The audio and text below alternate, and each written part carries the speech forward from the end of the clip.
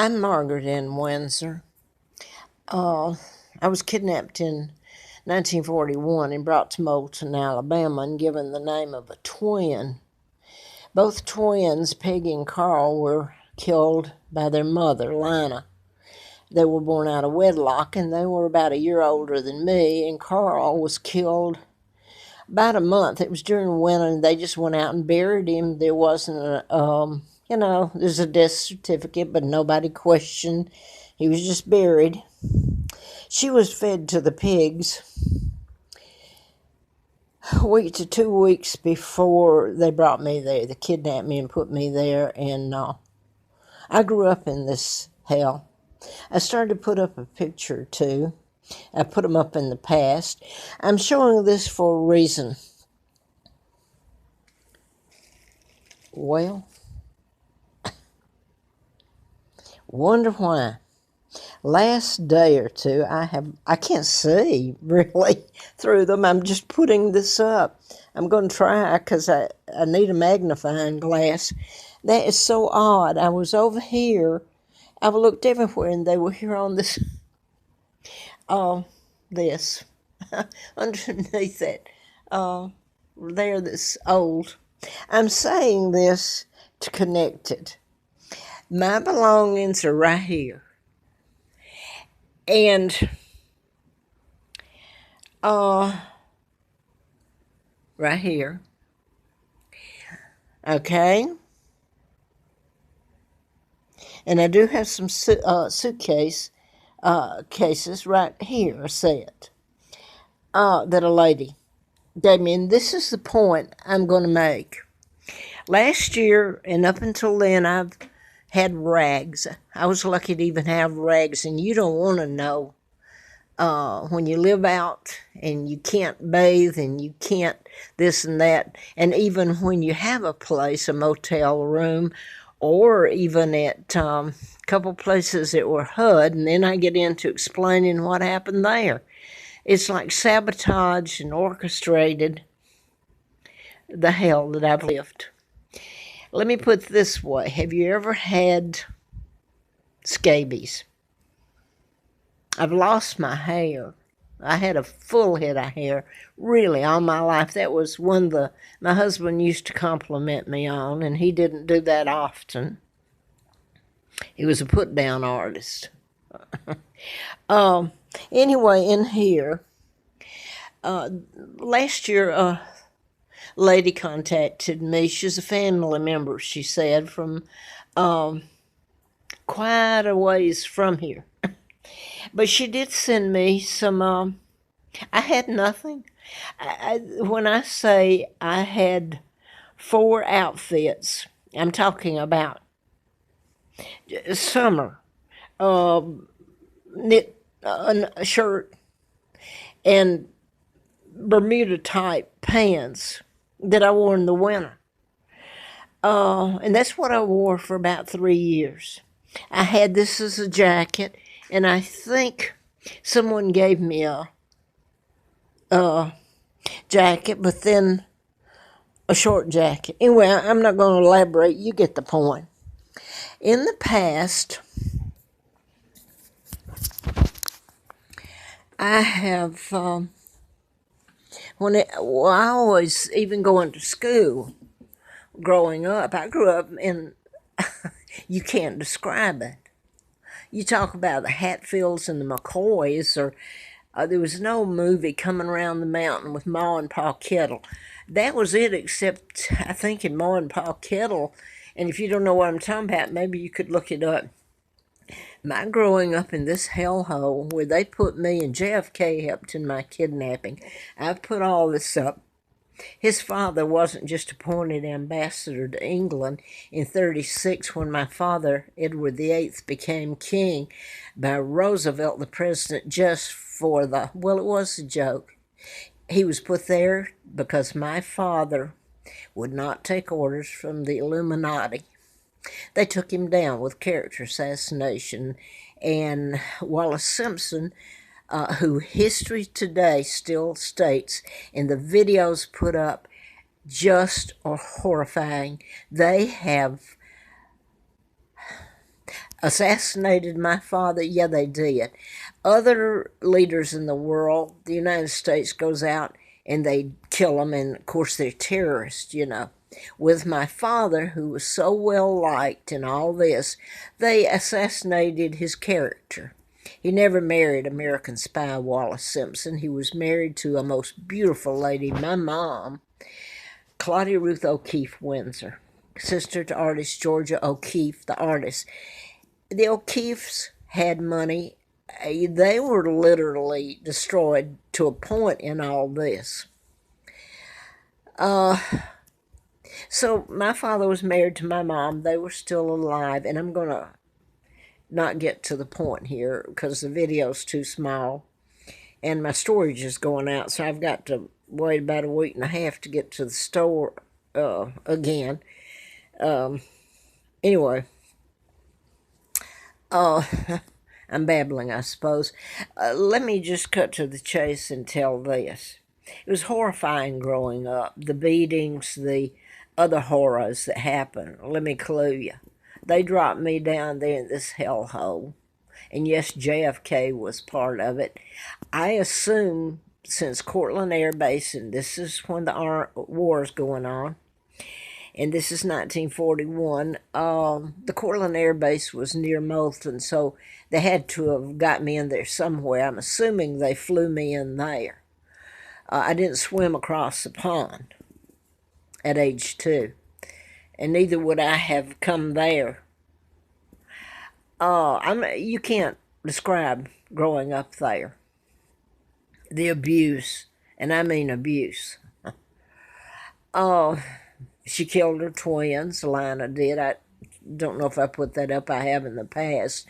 Peggy and Carl were born out of wedlock, and she killed Carl about a month after he was born. This is in the winter, the best I can put together. Well, one of the family had the guts not long ago to confirm what I was saying, so he's the only one that did, and you know, anyway, she killed Carl about a month after birth, and he was just put out in a pine box or a box and out in the graveyard and buried. He has a death certificate because I have to use Peggy, the other twin's name, like she was still alive. Well, she was killed just before they kidnapped me, and they fed her to the pigs. And no, I'm not making this up. And I wonder what Dr. Phil will make out of that if I say, and no, I'm not making this up. I heard his body language. I have lost faith in him. I thought if you couldn't trust Dr. Phil, you can hang it all up. Well, when he did that bit about, I'm getting off unless people have followed me here, so bear with me. Scott Peterson, I wrote about mind control murders. Scott Peterson was one of them. He's on death row.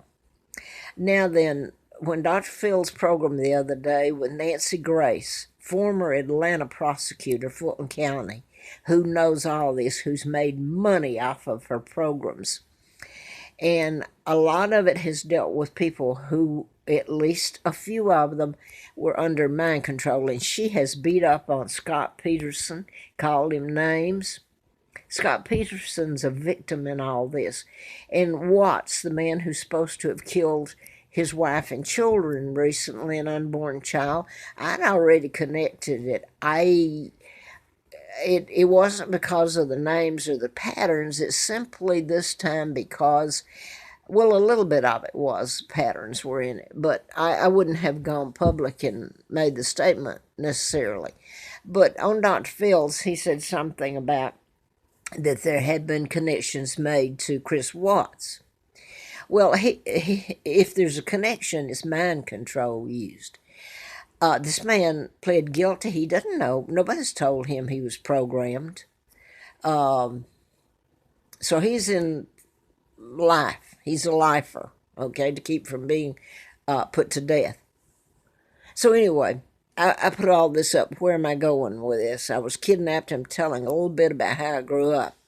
When I married, well, there's a question who my husband is. I grew up there, and I worked from the day I was put there. It was picking cotton when I was a ittle bitty kid. It was a horror story. No food, what they did, flies in your milk you had to drink. Uh, the filth. I won't. Well, I'm gonna go ahead and put it up.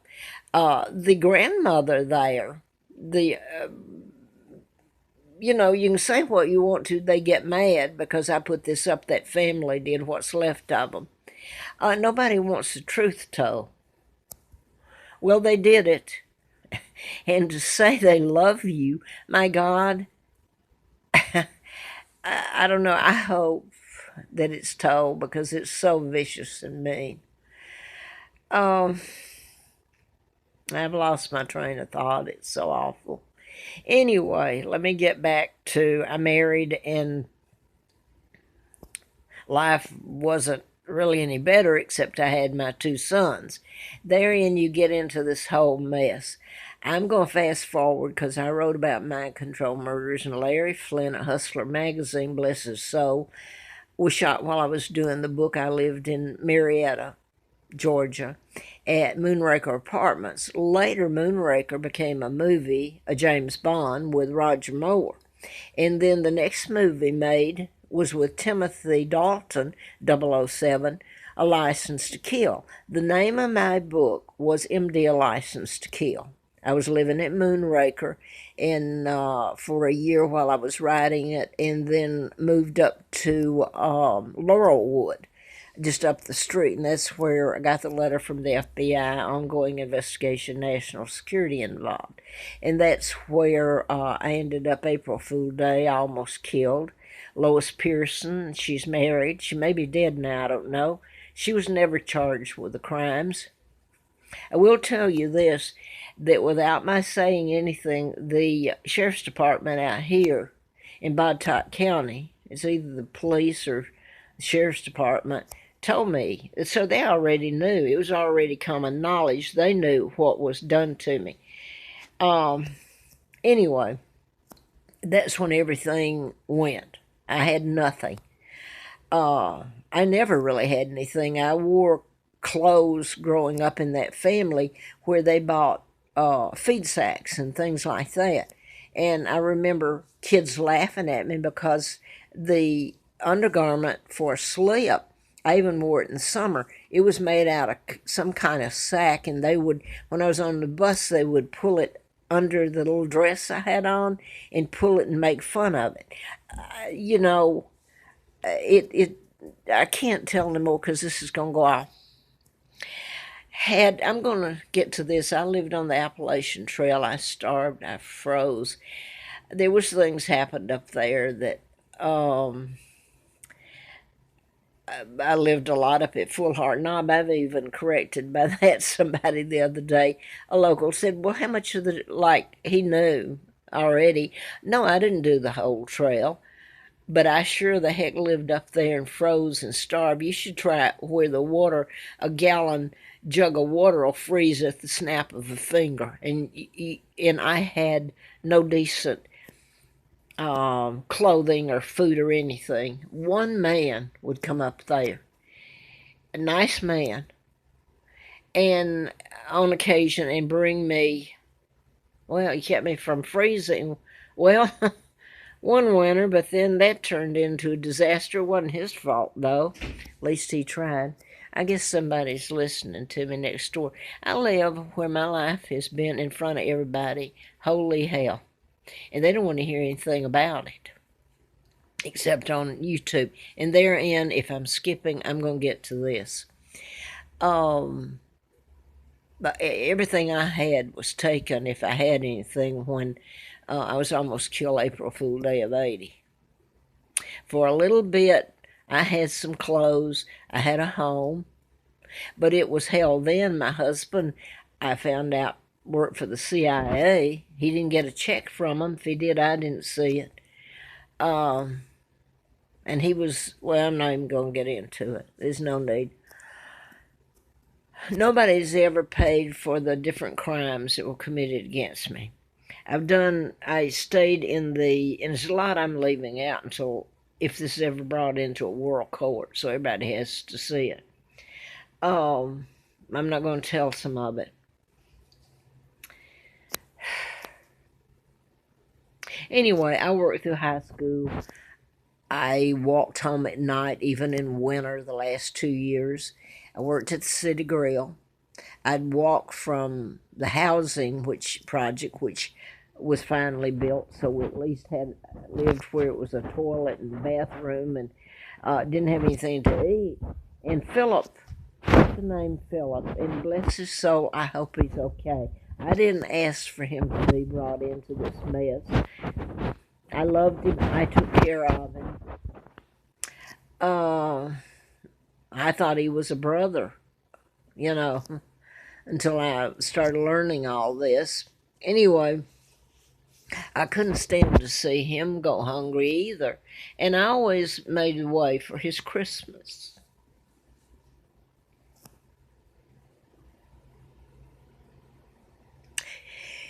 And last 2 years of high school, I walked. It had to be 3 miles at least to work, to school, to work, back at 11:30 at night. Sometimes the lady's husband, he was a policeman there. She was a cook. He would bring me home if it was snow, and really, really that bad. But that wasn't very often, and I would leave there at 11:30, and I can remember being so afraid at night to walk the 3 miles or 3 miles plus back to the housing project. And that's how, working there, I was able to feed Philip and help pay the rent. I think the church there, where the Church's Baptist Church, helped on occasion pay part of it. Anyway, this woman, Lina Dempsey, hated my guts. I didn't ask to be brought there. I didn't ask for her to get pregnant. She's a psychopath. She was diagnosed as a psychopath. So was my husband. So was this Victor Gonzalez there that becomes a part of the crap. And I remember a doctor telling me, Kenneth Dunn Reagan, Regan. And then they ran him. I know they did. He might not say that. I don't know if he's alive, but he left town, ended up in Florida, and oddly enough, he ended up in the practice of one of the doctors, Will Hoyt, I think it's Pensacola, where I'd written about him in the cases in the book. I thought that was odd. Anyway, he said the 3 people that have been around you are psychopaths. He said, I don't think I've ever heard of where 3 psychopaths were together like that, and in other words, could hurt one person, and that would be me, which goes on to hurt your children, because obviously they beat the hell out of me. Well, this is going to go off in a minute, and I didn't get any of this. I guess you get the point, but not really. There are points where, when in really 1982, I really had no place anymore. I was thrown back out on the street, and it's horrible, and I can't tell it here, other than obviously I didn't have clothes, money, anything. I roughed it. Things happen that are horrible. I put some of it up. What I wanted to put here, no clothes, no, absolutely horrifying. Now, I really wanted to get to here because I lived on the Appalachian Trail, and I started out with nothing, freezing. I did finally, I was able to come off the mountain and come into Roanoke and try to find a job or a place to live or